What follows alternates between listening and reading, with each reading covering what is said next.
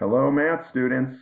All right, we're here for a short little video on the combination of perfect square trinomials and difference of squares in a factoring situation. So let's start with this example here. So there are 4 terms, and up to now we were saying, okay, 4 terms, let's try factoring by grouping, right? That's all we had in our arsenal of tools for factoring 4 terms. So if you factor out the greatest common factor from the first 2 terms, you'll pull out an x, leaving x plus 8.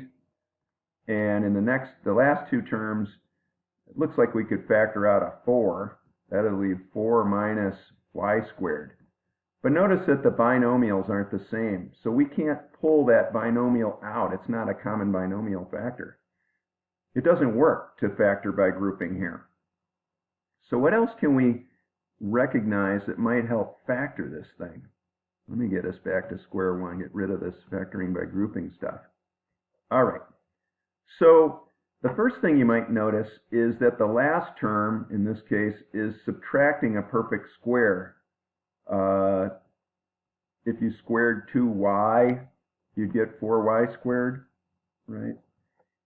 And the other thing to recognize is that the first 3 terms are a perfect square trinomial. What do I mean? Remember factoring the quantity x plus, well, this is the factoring, x plus a squared. It gives you, when you multiply it all out, x squared plus 2ax plus a squared. You can FOIL this to show that this is true. All right, so notice that we certainly have the x squared to start with.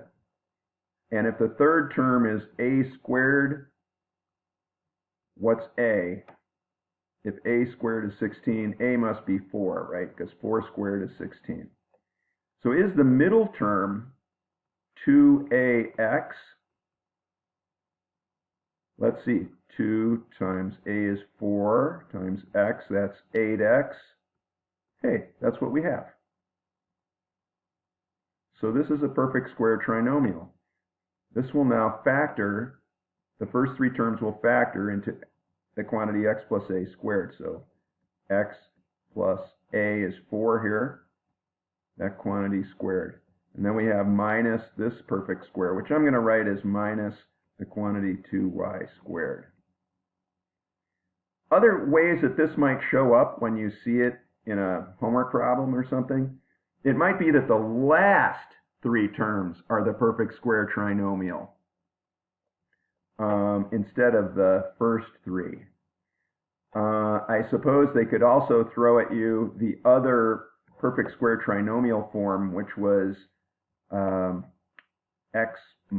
quantity x minus a squared, which is x squared minus 2ax plus a squared. So, you know, if there's a minus in there, it could still be a perfect square trinomial, and then give you this form. So what's the interesting thing about this form that remains here? This is the difference of squares. Difference of squares. Do you remember difference of squares? Let's write down the factored form. A squared minus b squared. That factors into the quantity a plus b times the quantity a minus b. So I'm saying this a squared minus b squared is what we have here. Let's write this down underneath. The quantity x plus 4 squared minus the quantity 2y squared. Can you now see what the a is and what the b is? A is x plus 4, and b is 2y. So this will factor like this. We get the quantity a, which is x plus 4, plus b, which is 2y. Okay, so there's the first bit, a plus b.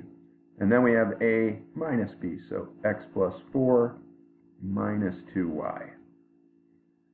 So we see that these 4 terms that we were originally given factor into this product of trinomials. Kind of neat? It's kind of unusual to get this, but you want to be able to recognize it when you see it. So if you have 4 terms and it doesn't factor by grouping, look in the 4 terms and see if there's a perfect square trinomial, and then the other term, the 4th term, be a perfect square, and that you end up with a difference of squares. All right, folks, we'll see you in the next video.